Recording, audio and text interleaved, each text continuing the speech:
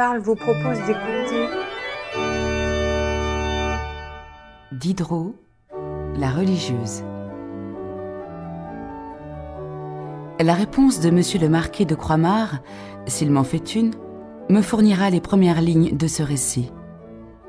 Avant que de lui écrire, j'ai voulu le connaître. C'est un homme du monde, il s'est illustré au service. Il est âgé, il a été marié. Il a une fille et 2 fils qu'il aime et dont il est chéri. Il a de la naissance, des lumières, de l'esprit, de la gaieté, du goût pour les beaux-arts et surtout de l'originalité.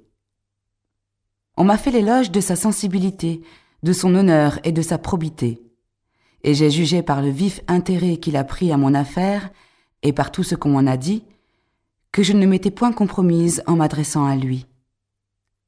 Mais il n'est pas à présumer qu'il se détermine à changer mon sort sans savoir qui je suis. Et c'est ce motif qui me résout à vaincre mon amour-propre et ma répugnance en entreprenant ces mémoires où je peins une partie de mes malheurs, sans talent et sans art, avec la naïveté d'un enfant de mon âge et la franchise de mon caractère. Comme mon protecteur pourrait exiger, ou que peut-être la fantaisie me prendrait de les achever dans un temps où des faits éloignés auraient cessé d'être présents à ma mémoire, j'ai pensé que l'abrégé qui les termine et la profonde impression qui m'en restera tant que je vivrai suffirait pour les rappeler avec exactitude. Mon père était avocat. Il avait épousé ma mère dans un âge assez avancé. Il en eut 3 filles. Il avait plus de fortune qu'il n'en fallait pour les établir solidement. Mais pour cela, il fallait au moins que sa tendresse fût également partagée, et il s'en manque bien que j'en puisse faire cet éloge. Certainement, je valais mieux que mes sœurs pour les agréments de l'esprit et de la figure, le caractère et les talents. Et il semblait que mes parents en fussent affligés. Ce que la nature et l'application m'avaient accordé davantage sur elles, devenant pour moi une source de chagrin, afin d'être aimée, chérie, fêtée, excusée toujours comme elles l'étaient. Dès mes plus jeunes ans, j'ai désiré de leur ressembler. S'il arrivait qu'on dît à ma mère « Vous avez des enfants charmants », jamais cela ne s'entendait de moi. J'étais quelquefois bien vengée de cette injustice. Mais les louanges que j'avais reçues me coûtaient si cher quand nous étions seuls que j'aurais autant aimé de l'indifférence ou même des injures. Plus les étrangers m'avaient marqué de prédilection, plus on avait d'humeur lorsqu'ils étaient sortis. Oh, combien j'ai pleuré de fois de n'être pas née laide, bête, sotte, orgueilleuse. En un mot, avec tous les travers qui leur réussiraient auprès de nos parents. Souvent, je me suis demandé d'où venait cette bizarrerie dans un père, une mère, d'ailleurs honnête, juste et pieux. Vous l'avouerai-je, monsieur? Quelques discours échappaient à mon père dans sa colère, car il était violent. Quelques circonstances rassemblées à différents intervalles, des mots de voisins, des propos de valets, m'en ont fait soupçonner une raison qui les excuserait un peu. Peut-être mon père avait-il quelque incertitude sur ma naissance. Peut-être rappelais-je à ma mère une faute qu'elle avait commise et l'ingratitude d'un homme qu'elle avait trop écouté. Que sais-je? Mais quand ces soupçons seraient mal fondés, que risquerais-je à vous les confier? Vous brûlerez cet écrit, et je vous promets de brûler vos réponses. Comme nous étions venus au monde à peu de distance les unes des autres, nous devînmes grandes toutes les 3 ensemble. Il se présenta des partis. Ma sœur aînée fut recherchée par un jeune homme charmant. Il était très bien de figure, et il avait beaucoup plus de sens que son âge n'en promettait. Je m'aperçus qu'il me distinguait, et qu'elle ne serait incessamment que le prétexte de ses assiduités. Je pressentis tout ce que ses attentions pouvaient m'attirer de chagrin, et j'en avertis ma mère. C'est peut-être la seule chose que j'ai faite en ma vie qui lui ait été agréable, et voici comment j'en fus récompensée. 4 jours après, ou du moins à peu de jours, on me dit qu'on avait arrêté ma place dans un couvent, et dès le lendemain, j'y fus conduite. J'étais si mal à la maison que cet événement ne m'affligea point, et j'allais à Sainte-Marie, c'est mon premier couvent, avec beaucoup de gaieté. Cependant, l'amant de ma sœur, ne me voyant plus, m'oublia et devint son époux. Il s'appelle Monsieur K. Il est notaire et demeure à Corbeil, où il fait un assez mauvais ménage. Ma seconde sœur fut accordée à un monsieur Bochon, marchand de soirée à Paris, rue Quincampoix, et vit assez bien avec lui. Mes 2 sœurs établies, je crus qu'on penserait à moi et que je ne tarderais pas à sortir du couvent. J'avais alors 16 ans et demi. On avait fait des dots considérables à mes sœurs. Je me promettais un sort égal au leur, et ma tête s'était remplie de projets séduisants lorsqu'on me fit demander au parloir. C'était le père Séraphin, directeur de ma mère. Il avait été aussi le mien. Ainsi, il n'eut pas d'embarras à m'expliquer le motif de sa visite. Il s'agissait de m'engager à prendre l'habit. Je me récriai sur cette étrange proposition, et je lui déclarai nettement que je ne me sentais aucun goût pour l'état religieux. « Tant pis, me dit-il, car vos parents se sont dépouillés pour vos sœurs, et je ne vois plus ce qu'ils pourraient pour vous dans la situation étroite où ils se sont réduits. Réfléchissez-y, mademoiselle. Il faut ou entrer pour toujours dans cette maison, ou s'en aller dans quelque couvent de province où l'on vous recevra pour une modique pension, et d'où vous ne sortirez qu'à la mort de vos parents qui peut se faire attendre longtemps. » Je me plaignis avec amertume et je versai un torrent de larmes. La supérieure était prévenue. Elle m'attendait au retour du parloir. J'étais dans un désordre qui ne se peut expliquer. Elle me dit « Et qu'avez-vous, ma chère enfant ?» Elle savait mieux que moi ce que j'avais. « Comme vous voilà ! Mais on n'a jamais vu un désespoir pareil au vôtre. Vous me faites trembler. Est-ce que vous avez perdu monsieur votre père ou madame votre mère ?» Je pensais lui répondre en me jetant entre ses bras. « Et plût à Dieu !» Je me contentais de m'écrier « Hélas, je n'ai ni père ni mère.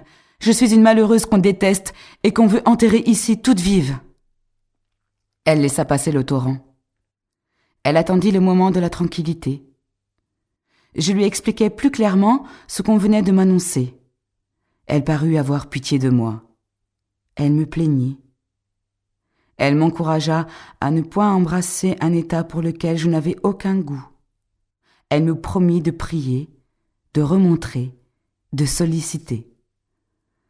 Ah, monsieur, combien ces supérieures de couvent sont artificieuses. Vous n'en avez point d'idée. Elle écrivit en effet. Elle n'ignorait pas les réponses qu'on lui ferait. Elle me les communiqua, et ce n'est qu'après bien du temps que j'ai appris à douter de sa bonne foi. Cependant, le terme qu'on avait mis à ma résolution arriva. Elle vint m'en instruire avec la tristesse la mieux étudiée. D'abord, elle demeura sans parler. Ensuite, elle me jeta quelques mots de commisération, d'après lesquels je compris le reste. Ce fut encore une scène de désespoir. Je n'en aurais guère d'autre à vous peindre. Savoir se contenir est leur grand art. Ensuite, elle me dit, en vérité, je crois, que ce fut en pleurant. « Eh bien, mon enfant, vous allez donc nous quitter ? Cher enfant, nous ne nous reverrons plus. » Et d'autres propos que je n'entendis pas. J'étais renversée sur une chaise, où je gardais le silence, où je sanglotais, où j'étais immobile, où je me levais, et j'allais tantôt m'appuyer contre les murs, tantôt exhaler ma douleur sur son sein. Voilà ce qui s'était passé lorsqu'elle ajouta « Mais que ne faites-vous une chose ? Écoutez, et n'allez pas dire au moins que je vous en ai donné le conseil. Je compte sur une discrétion inviolable de votre part. Car pour toute chose au monde, je ne voudrais pas qu'on eût un reproche à me faire. Qu'est-ce qu'on demande de vous ? Que vous preniez le voile. Eh bien, que ne le prenez-vous ? À quoi cela vous engage-t-il? À rien. À demeurer encore 2 ans avec nous. On ne sait ni qui meurt, ni qui vit. 2 ans, c'est du temps. Il peut arriver bien des choses en 2 ans. Elle joignit à ses propos insidieux tant de caresses, tant de protestations d'amitié, tant de faussetés douces. Je savais où j'étais. Je ne savais pas où l'on me mènerait. Et je me laissais persuader. Elle écrivit donc à mon père. Sa lettre était très bien. Oh, pour cela, on ne peut mieux. Ma peine, ma douleur, mes réclamations n'y étaient point dissimulées. Je vous assure qu'une fille plus fine que moi y aurait été trompée. Cependant, on finissait par donner mon consentement. Avec quelle célérité tout fut préparé. Le jour fut pris. Mes habits faits. Le moment de la cérémonie arrivé, sans que j'aperçoive aujourd'hui le moindre intervalle entre ces choses. J'oubliais de vous dire que je vis mon père et ma mère, que je n'épargnais rien pour les toucher et que je les trouvais inflexibles. Ce fut un monsieur l'abbé Blin, docteur de Sorbonne, qui m'exhorta, et monsieur l'évêque d'Alep, qui me donna l'habit. Cette cérémonie n'est pas gaie par elle-même. Ce jour-là, elle fut des plus tristes. Quoique les religieuses s'empressassent autour de moi pour me soutenir, 20 fois je sentis mes genoux se dérober, et je me vis prête à tomber sur les marches de l'autel. Je n'entendais rien. Je ne voyais rien. J'étais stupide. On me menait, et j'allais. On m'interrogeait, et l'on répondait pour moi. Cependant, cette cruelle cérémonie prit fin. Tout le monde se retira, et je restais au milieu du troupeau auquel on venait de m'associer. Mes compagnes m'ont entourée. Elles m'embrassent et se disent « Mais voyez donc, ma sœur, comme elle est belle, comme ce voile relève la blancheur de son teint, comme ce bandeau l'huissier, comme il lui arrondit le visage, comme il étend ses joues, comme cet habit fait valoir sa taille et ses bras. » Je les écoutais à peine. J'étais désolée. Cependant, il faut que j'en convienne, quand je fus seule dans ma cellule, je me ressouvins de leur flatterie. Je ne pus m'empêcher de les vérifier à mon petit miroir, et il me sembla qu'elles n'étaient pas tout à fait déplacées. Il y a des honneurs attachés à ce jour. On les exagéra pour moi, mais j'y fus peu sensible, et l'on affecta de croire le contraire et de me le dire, quoiqu'il fût très clair qu'il n'en était rien. Le soir, au sortir de la prière, la supérieure se rendit dans ma cellule. « En vérité, me dit-elle, après m'avoir un peu considérée, je ne sais pourquoi vous avez tant de répugnance pour cet habit. Il vous fait à merveille, et vous êtes charmante. Sœur Suzanne est une très belle religieuse. On vous en aimera davantage. Ça, voyons un peu. Marchez. Vous ne vous tenez pas assez droite. Il ne faut pas être courbée comme cela. » Elle me composa la tête, les pieds, les mains, la taille, les bras.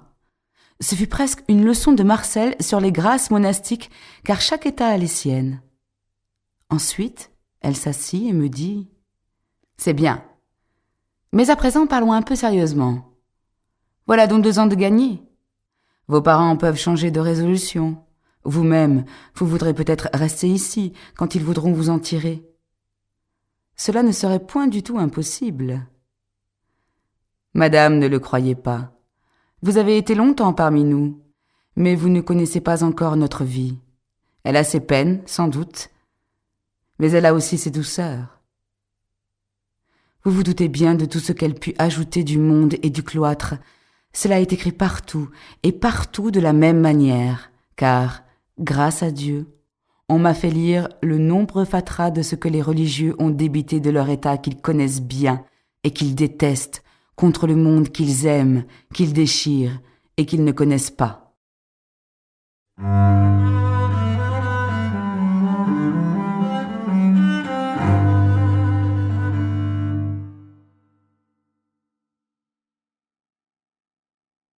Je ne vous ferai pas le détail de mon noviciat. Si l'on observait toute son austérité, on n'y résisterait pas. mais c'est le temps le plus doux de la vie monastique. Une mère des novices est la sœur la plus indulgente qu'on a pu trouver. Son étude est de vous dérober toutes les épines de l'État. C'est un cours de séduction la plus subtile et la mieux apprêtée. C'est elle qui épaissit les ténèbres qui vous environnent, qui vous berce, qui vous endort, qui vous en impose, qui vous fascine. La nôtre s'attacha à moi particulièrement. Je ne pense pas qu'il y ait aucune âme, jeune et sans expérience, à l'épreuve de cet art funeste. Le monde a ses précipices, mais je n'imagine pas qu'on y arrive par une pente aussi facile. Si j'avais éternué 2 fois de suite, j'étais dispensé de l'office, du travail, de la prière. Je me couchais de meilleure heure, je me levais plus tard. La règle cessait pour moi. Imaginez, monsieur, quand il y avait des jours où je soupirais après l'instant de me sacrifier. Il ne se passe pas une histoire fâcheuse dans le monde qu'on ne vous en parle. On arrange les vraies, on en fait de fausses. Et puis ce sont des louanges sans fin et des actions de grâce à Dieu qui nous mettent à couvert de ces humiliantes aventures. Cependant, il approchait ce temps que j'avais quelquefois hâté par mes désirs. Alors je devins rêveuse. Je sentis mes répugnances se réveiller et s'accroître. Je les allais confier à la supérieure ou à notre mère des novices. Ces femmes se vengent bien de l'ennui que vous leur portez. Car il ne faut pas croire qu'elles s'amusent du rôle hypocrite qu'elles jouent et des sottises qu'elles sont forcées de vous répéter. Cela devient à la fin si usé et si maussade pour elles. Mais elles s'y déterminent, et cela pour 1 millier d'écus qu'il en revient à leur maison. Voilà l'objet important pour lequel elles mentent toute leur vie et préparent à de jeunes innocentes un désespoir de 40, de 50 années, et peut-être un malheur éternel. Car il est sûr, monsieur, que sur 100 religieuses qui meurent avant 50 ans, il y en a 100 tout juste de damnées, sans compter celles qui deviennent folles, stupides ou furieuses en attendant. Il arriva un jour qu'il s'en échappa une de ces dernières de la cellule où on la tenait renfermée. Je la vis. Voilà l'époque de mon bonheur ou de mon malheur, selon, monsieur, la manière dont vous en userez avec moi. Je n'ai jamais rien vu de si hideux. Elle était échevelée et presque sans vêtements. Elle traînait des chaînes de fer, ses yeux étaient égarés. Elle s'arrachait les cheveux. Elle se frappait la poitrine avec les poings. Elle courait. Elle hurlait. Elle se chargeait elle-même et les autres des plus terribles imprécations. Elle cherchait une fenêtre pour se précipiter. La frayeur me saisit. Je tremblais de tous mes membres. Je vis mon sort dans celui de cette infortunée, et sur le champ, il fut décidé dans mon cœur que je mourrais 1000 fois plutôt que de m'y exposer. On pressentit l'effet que cet événement pourrait faire sur mon esprit. On crut devoir le prévenir. On me dit de cette religieuse je ne sais combien de mensonges ridicules qui se contredisaient, qu'elle avait déjà l'esprit dérangé quand on l'avait reçue, qu'elle avait eu un grand effroi dans un temps critique, qu'elle était devenue sujette à des visions, qu'elle se croyait en commerce avec les anges, qu'elle avait fait des lectures pernicieuses qui lui avaient gâté l'esprit, qu'elle avait entendu des novateurs d'une morale outrée qui l'avaient si fort épouvanté des jugements de Dieu que sa tête ébranlée en avait été renversée, qu'elle ne voyait plus que des démons, l'enfer et des gouffres de feu, qu'elles étaient bien malheureuses, qu'il était inouï qu'il y eût jamais eu un pareil sujet dans la maison, que sais-je, quoi encore. Cela ne prit point auprès de moi.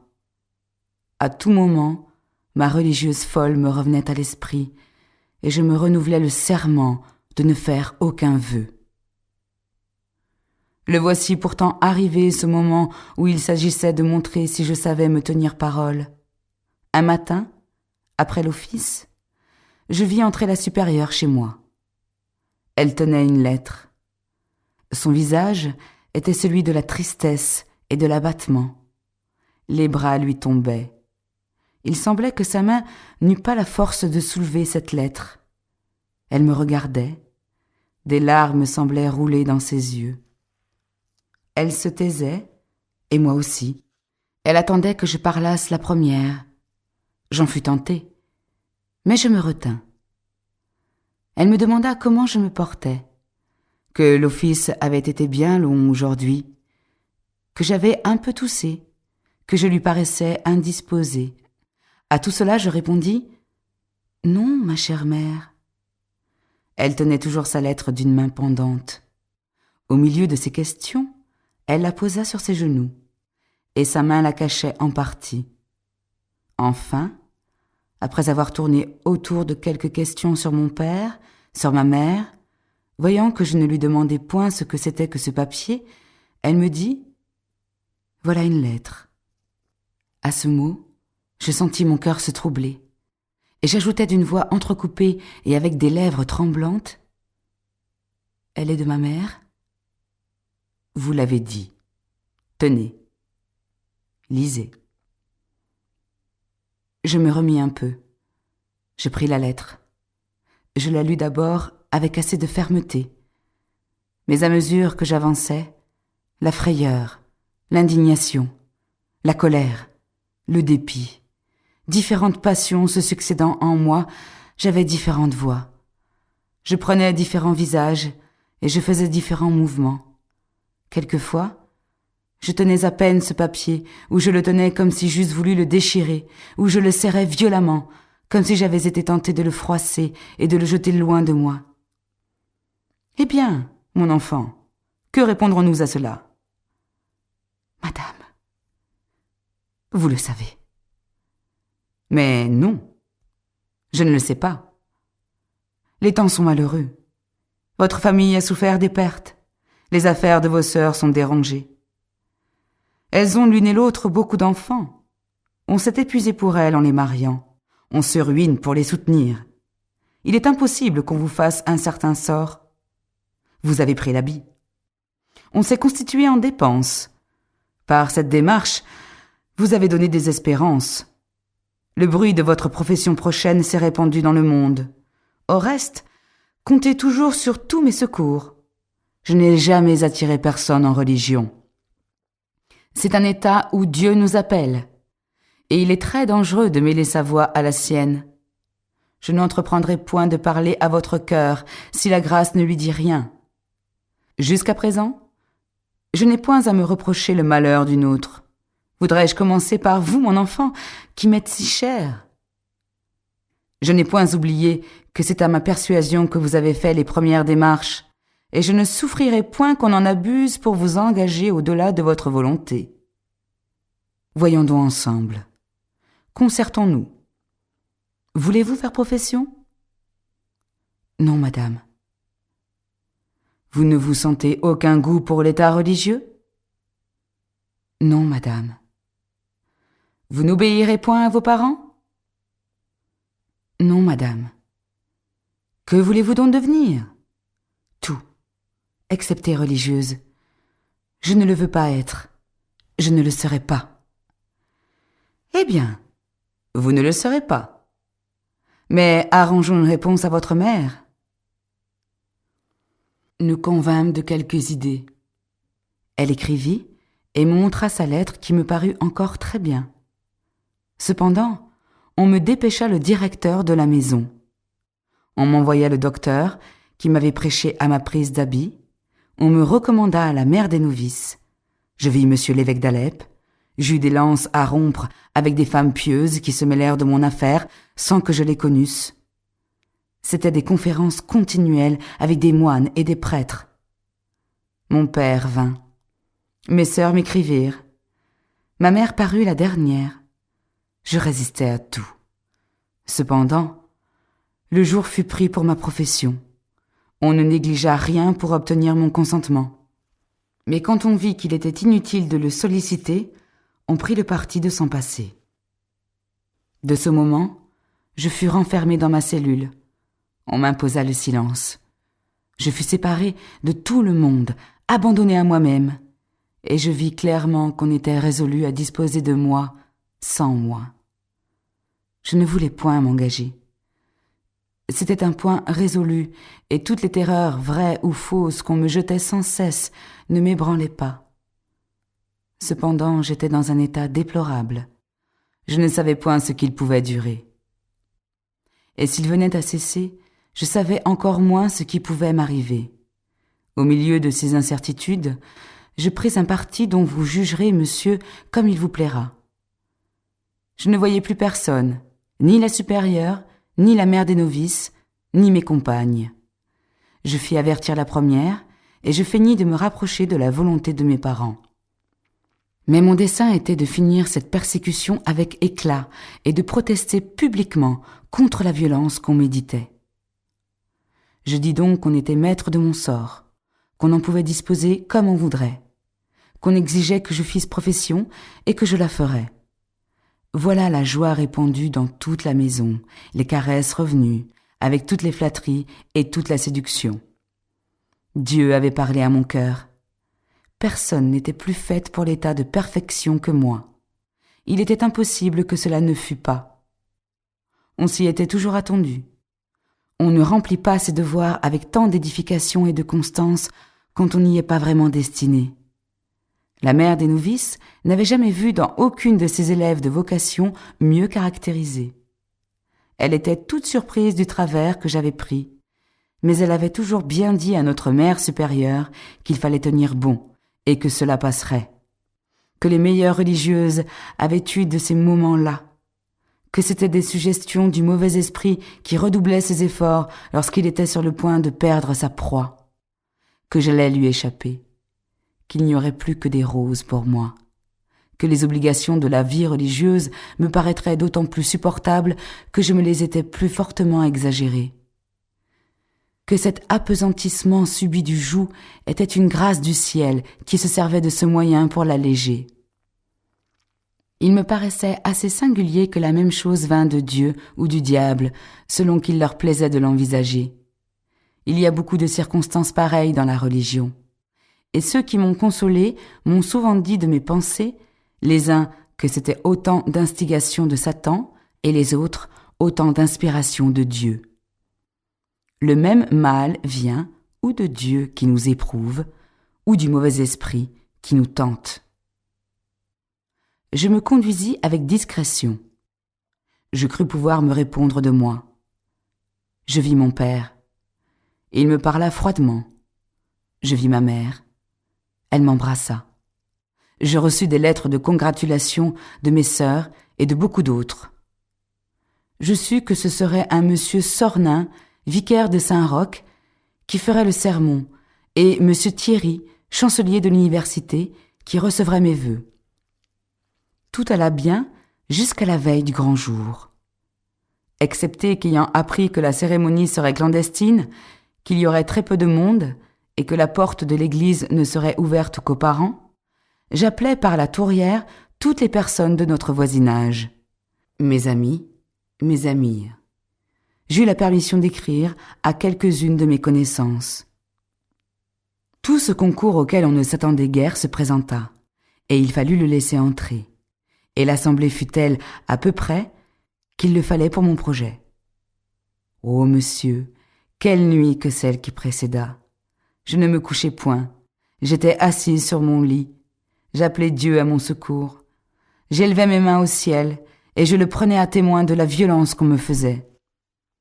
Je me représentais mon rôle au pied des autels, une jeune fille protestant à haute voix contre une action à laquelle elle paraît avoir consenti. Le scandale des assistants, le désespoir des religieuses, la fureur de mes parents. Oh Dieu, que vais-je devenir? En prononçant ces mots, il me prit une défaillance générale. Je tombai évanouie sur mon traversin. Un frisson dans lequel mes genoux se battaient et mes dents se frappaient avec bruit. Succéda à cette défaillance, à ce frisson, une chaleur terrible. Mon esprit se troubla. Je me souviens ni de m'être déshabillée, ni d'être sortie de ma cellule. Cependant, on me trouva nue, en chemise, étendue par terre, à la porte de la supérieure, sans mouvement, et presque sans vie. J'ai appris ces choses depuis. On m'avait rapporté dans ma cellule, et le matin, mon lit fut environné de la supérieure, de la mère des novices et de celles qu'on appelle les assistantes. J'étais fort abattue. On me fit quelques questions. On vit par mes réponses que je n'avais aucune connaissance de ce qui s'était passé, et l'on ne m'en parla pas. On me demanda comment je me portais, si je persistais dans ma sainte résolution, et si je me sentais capable de supporter la fatigue du jour. Je répondis que oui, et contre leur attente, rien ne fut dérangé. On avait tout disposé dès la veille. On sonna les cloches pour apprendre à tout le monde qu'on allait faire une malheureuse. Le cœur me battit encore. On vint me parer. Ce jour est un jour de toilette. À présent que je me rappelle toutes ces cérémonies, il me semble qu'elles auraient quelque chose de solennel et de bien touchant pour une jeune innocente que son penchant n'entraînerait point ailleurs. On me conduisit à l'église.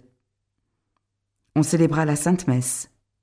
Le bon vicaire, qui me soupçonnait une résignation que je n'avais point, me fit un long sermon où il n'y avait pas un mot qui ne fût à contresens. C'était quelque chose de bien ridicule que tout ce qu'il me disait de bonheur, de la grâce, de mon courage, de mon zèle, de ma ferveur et de tous les beaux sentiments qu'il me supposait. Ce contraste et de son éloge et de la démarche que j'allais faire me troubla. J'eus des moments d'incertitude, mais qui durèrent peu.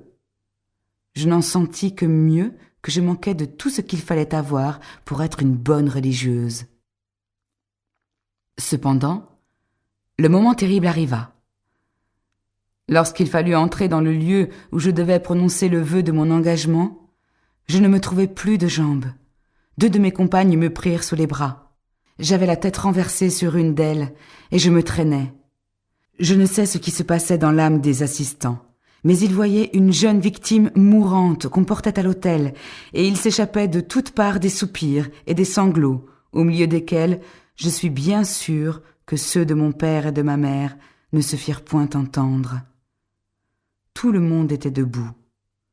Il y avait de jeunes personnes montées sur des chaises et attachées aux barreaux de la grille.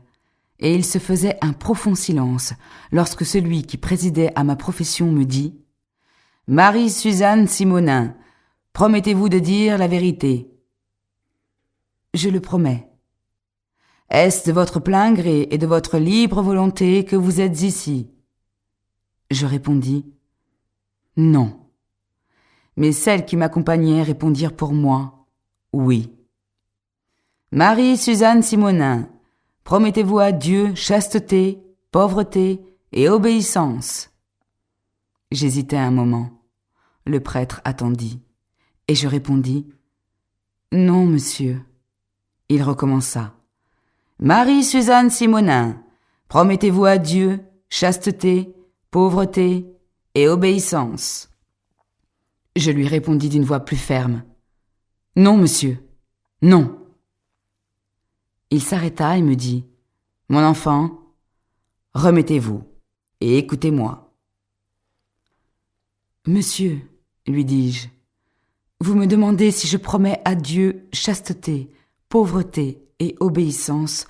Je vous ai bien entendu et je vous réponds que non. » Et me tournant ensuite vers les assistants, entre lesquels il s'était levé un assez grand murmure, je fis signe que je voulais parler.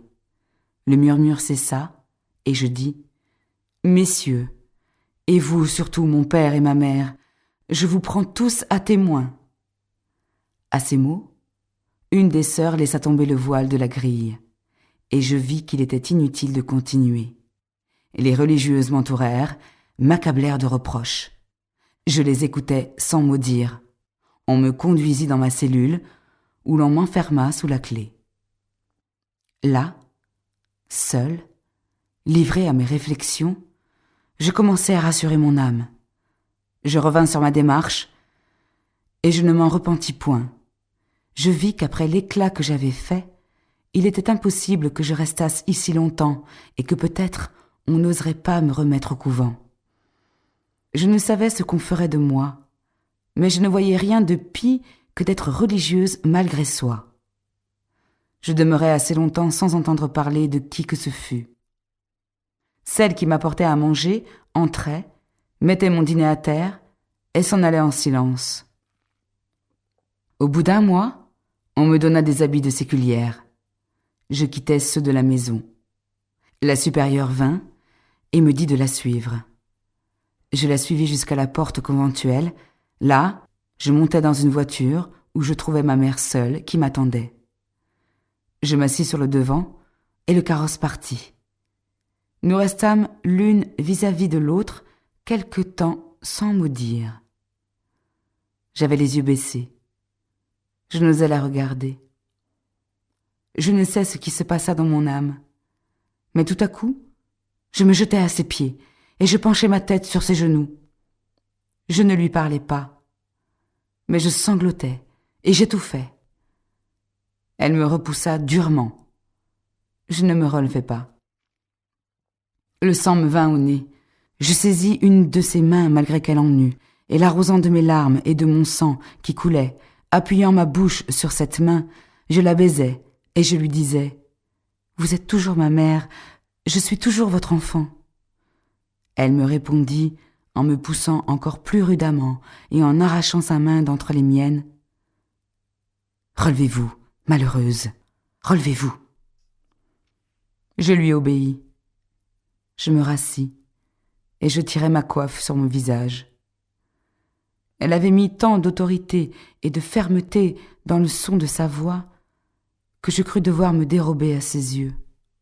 Mes larmes et le sang qui coulait de mon nez se mêlaient ensemble, descendaient le long de mes bras, et j'en étais toute couverte sans que je m'en aperçusse. À quelques mots qu'elle dit, je conçus que sa robe et son linge en avaient été tachés, et que cela lui déplaisait. Nous arrivâmes à la maison, où l'on me conduisit tout de suite à une petite chambre qu'on m'avait préparée. Je me jetai encore à ses genoux sur l'escalier. Je la retins par son vêtement, mais tout ce que j'en obtins, ce fut de se retourner de mon côté et de me regarder avec un mouvement d'indignation de la tête, de la bouche et des yeux que vous concevez mieux que je ne puis vous le rendre.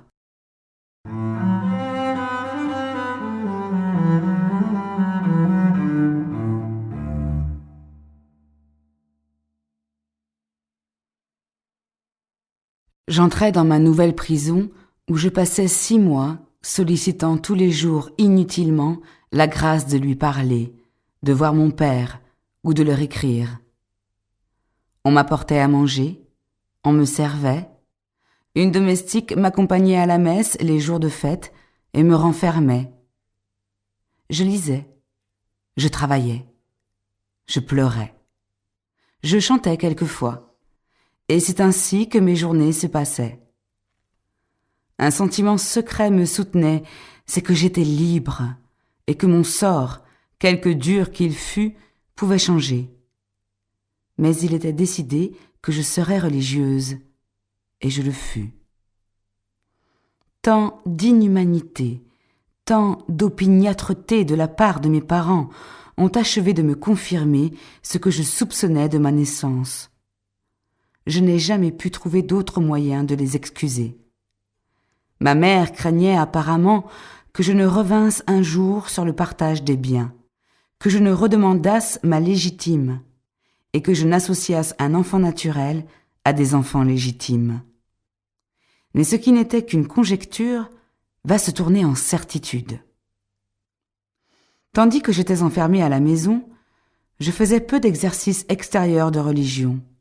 Cependant, on m'envoyait à confesse la veille des grandes fêtes. Je vous ai dit que j'avais le même directeur que ma mère. Je lui parlais. Je lui exposais toute la dureté de la conduite qu'on avait tenue avec moi depuis environ 3 ans. Il la savait. Je me plaignis de ma mère, surtout avec amertume et ressentiment. Ce prêtre était entré tard dans l'état religieux. Il avait de l'humanité. Il m'écouta tranquillement et me dit « Mon enfant, plaignez votre mère.